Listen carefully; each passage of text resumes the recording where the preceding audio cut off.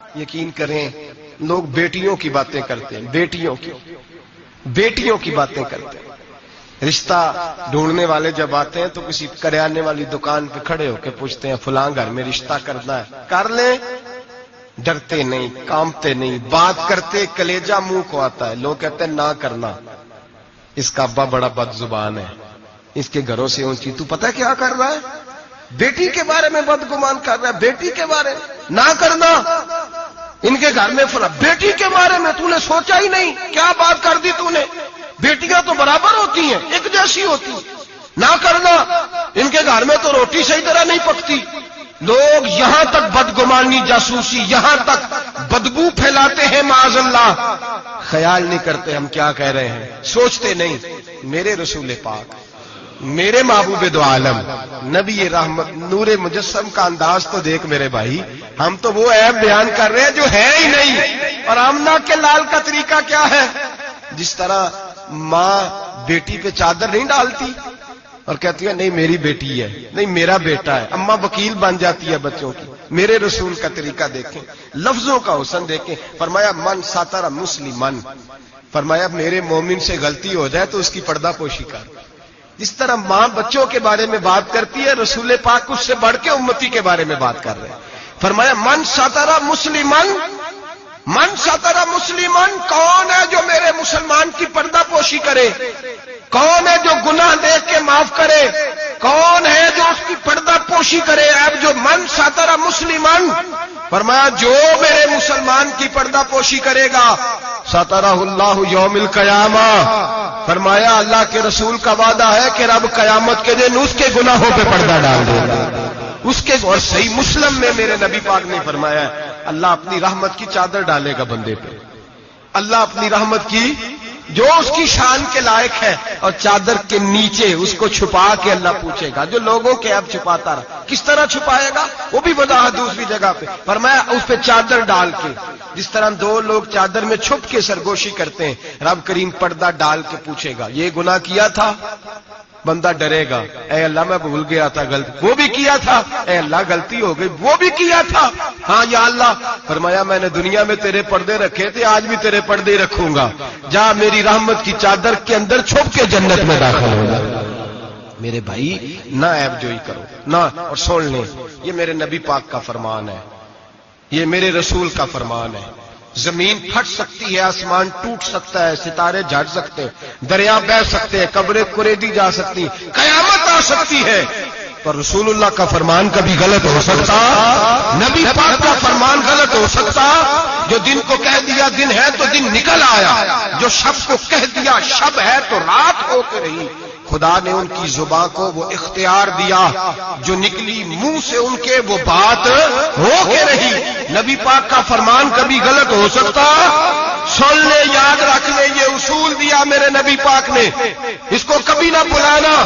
جو اپنی عزت محفوظ رکھنا چاہتا ہے، جو چاہتا ہے میرے آپ چھپے رہے، حضور نے قاعدہ بیان کر دیا، فرمایا اگر تو میرے غلام کے عیب بیان کرے گا، چوک چوراہے گلی بازار میں کھڑے ہو کے اگر تو میرے امت کے عیب بیان کرے گا تو تو اپنے گھر کے 7 پردوں میں چھپا ہوا بھی ہوا تو اللہ تجھے وہاں بیٹھے بیٹھے رسوا کر دے گا۔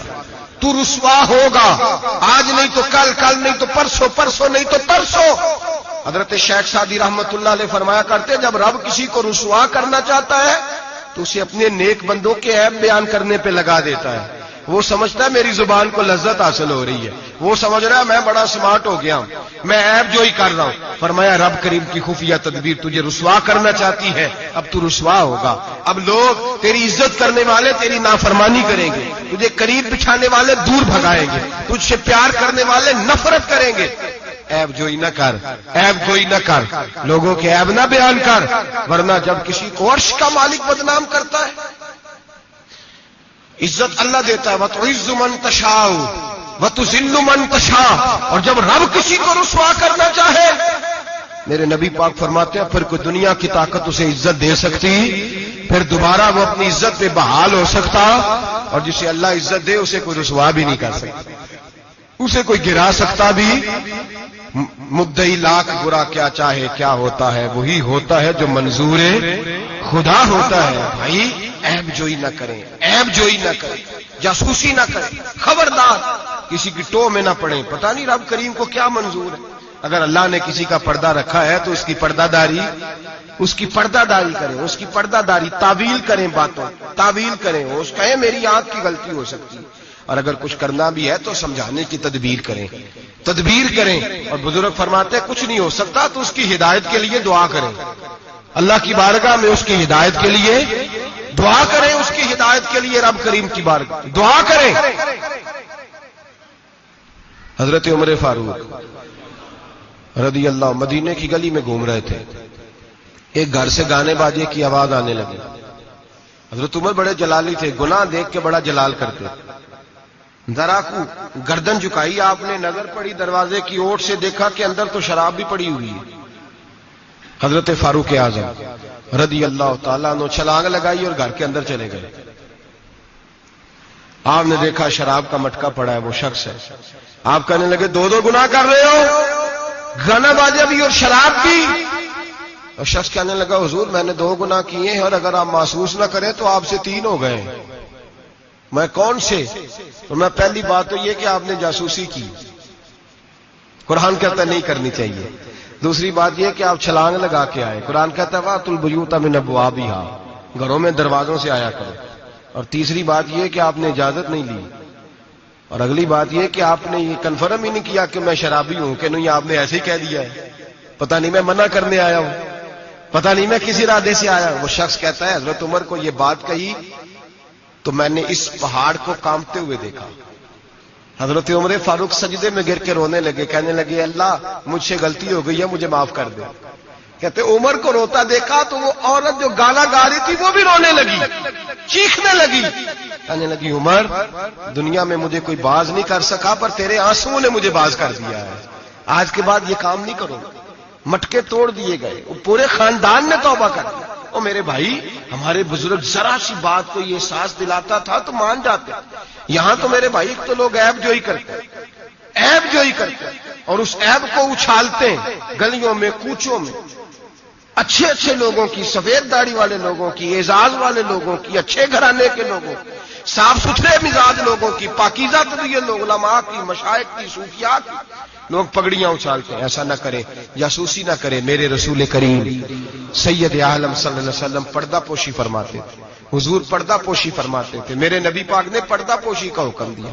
میرے حضور کے غلام پردہ پوش تھے. نبی پاک کے ماننے والے بول کے بتائیے، حضور کے ماننے والے، میرے محبوب کا کلمہ پڑھنے والے پردہ پوش. امام حسن کا اپنی بیوی سے اختلاف ہو گیا، طلاق دینے کا ارادہ کیا. امام حسین کہنے لگے کہ بھائی جان کیا مسئلہ، کیوں طلاق دینے لگے ہو؟ فرمایا میری بیوی ہے، میں اپنی بیوی کی بات تیرے ساتھ کیوں کروں؟ ہن لباس لکم وانتم لباس لہن، میں اس کا لباس ہوں، میرا تیرے ساتھ کیوں بات کروں؟ کچھ دن گزرے تو امام حسن نے طلاق دے دی. امام حسین کہنے لگے اب تو بتا دیں کیا مسئلہ تھا. فرمانے لگے وہ غیر محرم ہو گئی ہے، میں کسی غیر محرم کی بات تیرے ساتھ کیوں کروں؟ وہ غیر محرم ہو گئی، غیر محرم کی ڈسکس کروں تیرے ساتھ؟ میں نہیں کرتا. میرے بھائی بات کو سمجھے. حضرت امام میں اور کتنی پردہ پوشی، اللہ اکبر، کتنی پردہ پوشی. تیری نسل پاک میں ہے بچہ نور کا، تو ہے نے نور تیرا سب کرا. کتنی پردہ پوشی. امام حسن کو زہر دے دیا گیا اور امام حسن کو پتا تھا کس نے دیا ہے. امام حسین سرانے بیٹھے، بھائی بھائیاں دے ویری ہوندے تے بھائی بھائیاں دیاں باواں. حضرت امام حسن انتقال ہو رہا ہے، آخری وقت امام حسین رو رہے ہیں، میرا بھائی جا رہا ہے، میرا بھائی جا رہا ہے. کہنے لگے حسن میں تیرے قاتل کو چھوڑوں گا نہیں، میں تیرے قاتل کو چھوڑوں گا نہیں. پردہ پوشی دیکھو فاطمہ کے جگر گوشے کی، پردہ پوشی دیکھو مولا علی کے شہزادے کی، پردہ پوشی دیکھو جنہوں نے میرے رسول کے کندھوں پر سواری فرمائی تھی. پردہ پوشی دیکھو. حضرت امام حسن کہنے لگے کیا کہے گا تو؟ کہنے لگے بھائی جان بس بتا دے زہر کس نے دیا ہے، پھر میں دیکھیں اس کا حشر کیا کرتا ہوں. تو امام حسن کہنے لگے حسین اگر تو وہ نہیں جس پر مجھے شک ہے تو میں کسی بے گناہ کو سزا نہیں دلوانا چاہتا. اگر وہ نہیں جس پر مجھے شک ہے تو میں کسی بے گناہ کو سزا نہیں دلوانا چاہتا، اور اگر وہی ہے جس پر مجھے شک ہے تو پھر میرا رب تجھ سے بہتر انتقام لینے والا ہے. پھر میرا مالک تجھ سے، پھر میں تجھے نام نہیں بتاؤں گا، پھر میرا مالک جانے اور میرا قاتل جانے، اللہ بہتر انتقام لینے والا ہے. پھر بھی میں تجھے خبر، میرے بھائی یہ پردہ پوشی، یہ پردہ پوشی. ہمارے تو زمانے کے اندر خوبیاں چھپ گئی ہیں، خوبیاں چھپ گئی ہیں، یقین کریں. اور خامیاں ہر گھر کی، ہر خاندان کی، ہر برادری کی، ہر علاقے کی، ہر جماعت کی خامیاں سر عام ہیں. اور ہمارے ٹی وی پہ جو روز ٹاک شو ہوتے ہیں وہ خامیاں ہی تو بیان کرنے کے لیے ہوتے ہیں. ہماری اخباروں میں جو روز خبریں چھپتی ہیں وہ خیر کی تو نہیں چھپتی، وہ روز عیب بیان کرنے کی تو. اور کئی ہفتوں کے بعد کہا جاتا ہے کہ اوہو غلطی لگ گئی تھی، اصل واقعہ تو اور تھا، تم نے تحقیق ہی نہیں کی، اتنا ظلم کر دیا. 6 سال 10 سال ایک آدمی کی پگڑی اچھلتی رہی، رسوا ہوتا رہا، اور پھر 10 سال کے بعد کا باعزت بری کرتے. پہلے تحقیق تو کر لیتے، عزت تو اچھل گئی، تماشا تو لگ گیا، ہر چوک چوراہے میں بات تو ہو گئی، اور اب باعزت کا لفظ کا کیا مطلب؟ او بھائی لوگ عیب جوئی کرتے ہیں، عیب گوئی کرتے ہیں، بڑے بڑے لوگ، بڑے بڑے پارسا لوگ شکار ہو جاتے ہیں، اور بعد میں لوگ کہتے ہیں اوہو میں تو بھول گیا تھا، اصل بات تو اور تھی. پہلے سوچ کر کہہ، پہلے سمجھ کر بات کر، پہلے احتیاط کر، زندگی میں کسی کا عیب بیان نہ کرے. اور جب آپ کسی کا عیب بیان کر رہے ہوتے ہیں اس کا مطلب یہ ہے کہ آپ کی سوچ کس طرح کی کام کرتی ہے، آپ کا عمل کس طرف جا رہا ہے، آپ کا طرز حیات کس سمت گھوم رہا ہے. اپنے افکار کو خوبصورت بنائیں. مسلمان خوبصورت ہوتا ہے، خوبصورتی کی بات کرتا ہے. آپ یقین کریں ایک صحابی کی حدیثیں، فضیلت کی حدیثیں دوسرے صحابی نے روایت کی. ایک حدیث سنا کے بات ختم کرتا ہوں. کسی نے پوچھا حضرت فاطمہ الزہرا سے رضی اللہ تعالی کا، بی بی جی بتائیے نبی پاک کو سب سے پیارا کون تھا؟ تو حضرت فاطمہ کہنے لگی سیدہ عائشہ. کا مردوں میں؟ فرمانے لگے جناب عائشہ کے والد ابو بکر صدیق. تو کسی نے پوچھا حضرت عائشہ صدیقہ سے وہی سوال، کہا جی نبی پاک کو پیارا کون تھا؟ فرمانے لگی سیدہ فاطمہ. تو کہا مردوں میں سے؟ جناب عائشہ کہنے لگی فاطمہ کے شوہر علی شیر خدا. ایک دوسرے کی فضیلت. آپ ساری، میں حیران ہوتا ہوں جب حدیث پڑھتا ہوں کہ صحابہ، کسی صحابی نے اپنی فضیلت کی حدیثیں روایت نہیں کی، اپنی فضیلت کی. جس نے بھی روایت کی دوسری کی فضیلت کی حدیث روایت، دوسرے کی عظمت کی حدیث روایت کی. انہوں نے ساری زندگی کی خوبیاں دیکھی. مولا کائنات مسجد کوفہ کے منبر پہ بیٹھے تھے، لوگوں سے پوچھ رہے تھے بتاؤ بہادر کون ہے؟ لوگ کہنے لگے آپ. فرمانے لگے نہیں، بہادر تو وہ تھے جو نبی پاک کے ساتھ اکیلے لڑا کرتے تھے کافروں کے ساتھ. بہادر تو ابو بکر صدیق تھے جو نبی پاک کے بدر کے دن حضور کے چھپر عریش کا پہرا دے رہے. بہادر تو وہ تھے جو احد کے دن نبی پاک کے سامنے سینہ تانے کھڑے تھے. بہادر تو وہ تھے جو غار ثور میں شام کا ڈنگ کھا رہے تھے. بہادر تو وہ تھے جو آج بھی رسول اللہ کے ساتھ مزار میں لیٹے ہوئے. میں وہ صحابہ ایک دوسرے کی فضیلت بیان کرتے، ایک دوسرے کی عظمت بیان کرتے، ایک دوسرے کی شان اور عظمتوں کا تذکرہ کرتے. حضرت سیدنا ابو بکر صدیق حضرت علی کی شان بیان کرتے، مولا علی سیدنا ابو بکر کی. عثمان غنی حضرت سیدنا عمر کی شان بیان کرتے، جناب عمر عثمان غنی کی عظمت بیان کرتے. وہ تو خوبیاں بیان کرتے تھے، ان کے منہ کو تو شہد لگا ہوا تھا. وہ تو ایک دوسرے کے بارے میں میٹھی بولی بولتے. ہم صرف اپنی بات، میں اچھا باقی غلط، میں اچھا، خدا مجھے ایسی خدائی نہ دے کہ اپنے سوا کچھ دکھائی نہ دے. خدا مجھے ایسی خدائی نہ دے کہ اپنے سوا کچھ دکھائی نہ دے. آنکھیں کھول کے دیکھا کریں. میرے رضا فرماتے ہیں لوگ چھت پہ چڑھ کے دیکھتے ہیں اس لیے دنیا چھوٹی چھوٹی نظر آتی ہے.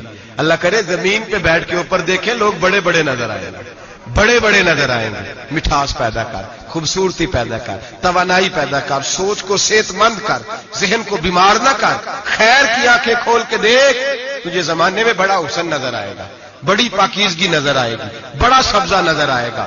میٹھی آنکھ کھول، پھر دیکھ تیرا دل ٹھنڈا ہو جائے گا. دعا کرتا ہوں رب کریم اپنے محبوب کا صدقہ ہماری سوچ اور نظریات کو ستھرائی عطا فرمائے. ہمیشہ مدحت خیر الانام میں گزرے. دعا ہے یہ عمر درود و سلام.